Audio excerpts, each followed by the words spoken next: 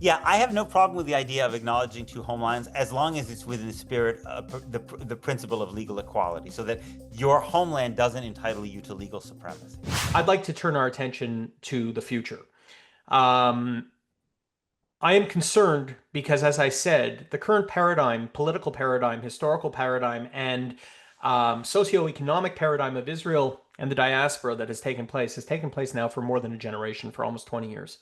That means that young kids who have been born into Jewish families and that feel passionate about Israel have known only one sort of politics, have known only one sort of direction. For young Jews who don't share the same memory of the Oslo years, for the younger Jews who have only known Benjamin Netanyahu as prime minister, I mean, with brief exceptions, how can we help them see Jewish survival, Jewish morality as inseparable, and start creating new paradigms that allow them to explore their own politics over their lifetime?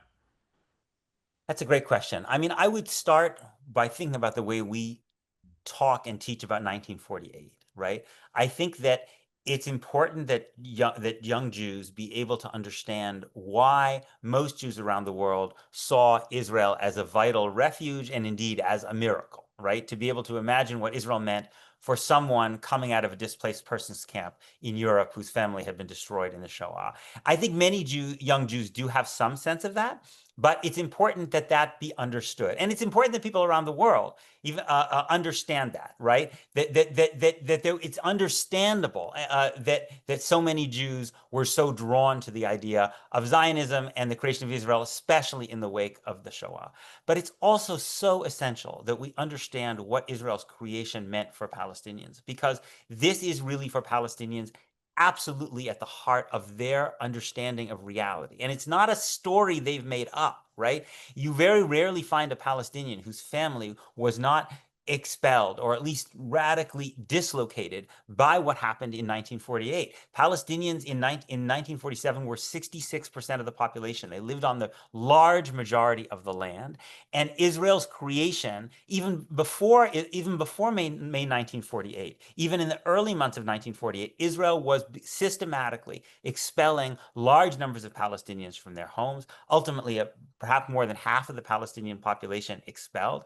And that is a trauma that for Palestinians has never, not just not been rectified, it's never really even been acknowledged, right? By the organized American Jewish community, by Israel, by the United States.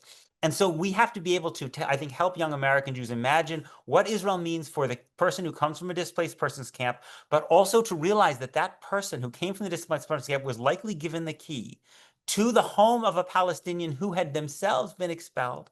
And we need to be able to imagine what it was like for that Palestinian, Israel's creation as well.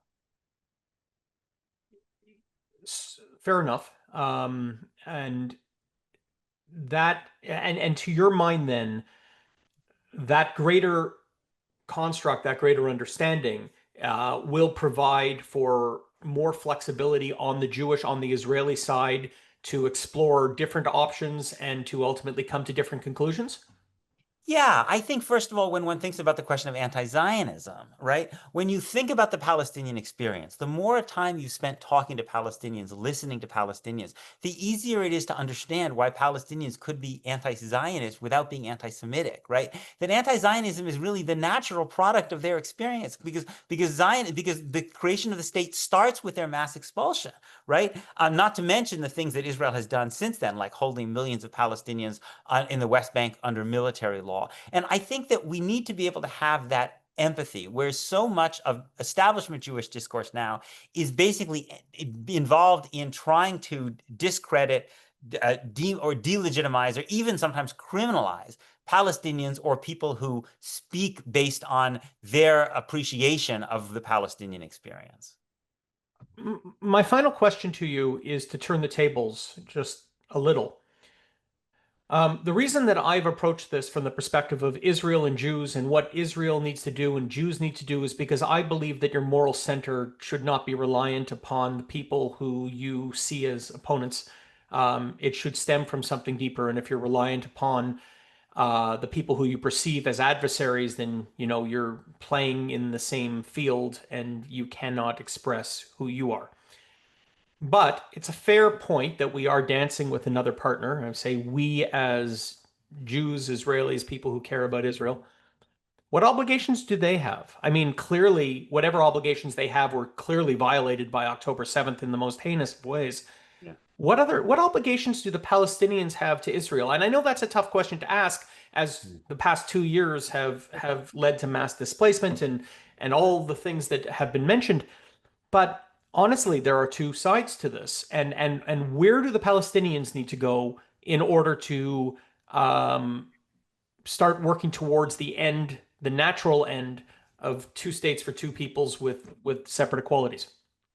Right. So there are two sides, but it's important to acknowledge that there's a radical power disparity between these two sides. One side has a nuclear armed state. The other side is a stateless people, right? Fair enough, Peter. But in fairness, you'll note that I gave 25 minutes to the Israeli side and Yes, 5 minutes yes, so we're yes. allocating appropriately. Fair enough. And I'm not saying that I don't believe just because people are weaker or because they lack freedom that they should not be, that they are exempt from moral judgment. I don't believe that, right? I believe in the principle of international law. Under international law, even if you are under occupation, as Palestinians, I believe, are, you do not have the right to target civilians for murder or abduction, as Hamas clearly did on October 7th, and indeed, as Hamas did in the 1990s with suicide bombings, as it did during the Second Intifada. Those are war crimes, and I think they're morally reprehensible. So I think that Palestinians should adhere to this principle that you cannot target civilians. I also think that Palestinians should lay out the principle of equality, which means that Jewish Israelis have the right to live equally alongside Palestinians. That is, Jewish Israelis should not be expelled, should not be pushed out of their homes, that I believe Israeli Jews should have the right to live everywhere in what we call the land of Israel, including the West Bank, including Gaza, just equally under conditions of legal equality. I think that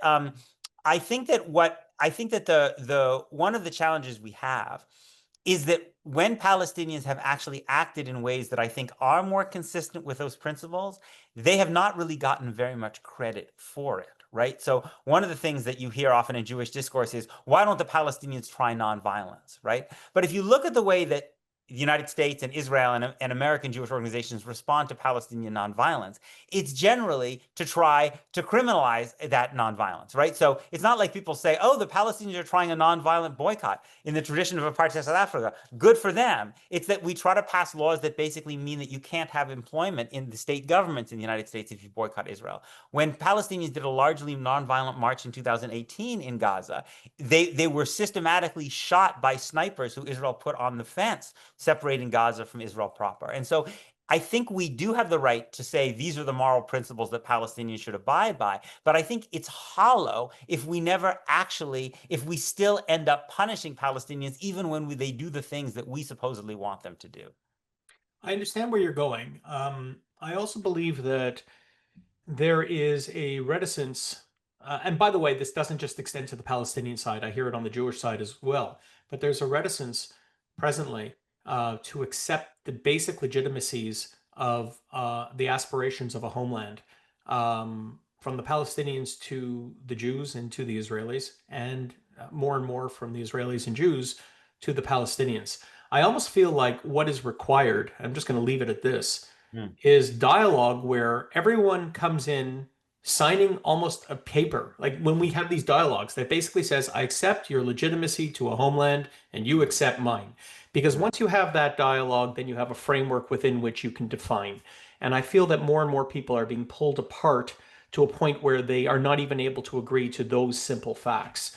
I hope that constructively we can find a way forward both for Jews and Israelis, but also particularly for Palestinians to basically just acknowledge the legitimacy of everyone's claims such that these dialogues can actually take place and that we can find our way forward to a better, brighter future.